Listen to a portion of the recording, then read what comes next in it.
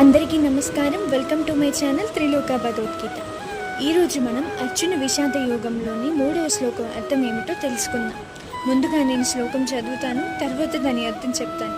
పశ్చైతాం పాండుపుత్రాణం ఆచార్య మహతీం చమో వ్యూఢాం ద్రుపదపుత్రేణ తవ శిష్యేన ధీమత. ఇప్పుడు దాని అర్థం ఏమిటో చూద్దాం.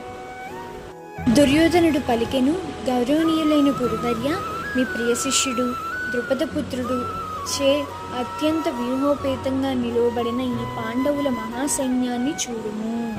అంటే దుర్యోధనుడు ద్రోణాచార్యుడితో అంటున్నాడంట, మీ ప్రియ శిష్యుడు అర్జునుడు ద్రుపదపుత్రుడు ధృష్టద్యుమ్నుడు చే అత్యంత వ్యూహోపేతంగా నిలువబడిన ఈ పాండవుల మహాసైన్యాన్ని చూడండి అని అంటున్నాడంట.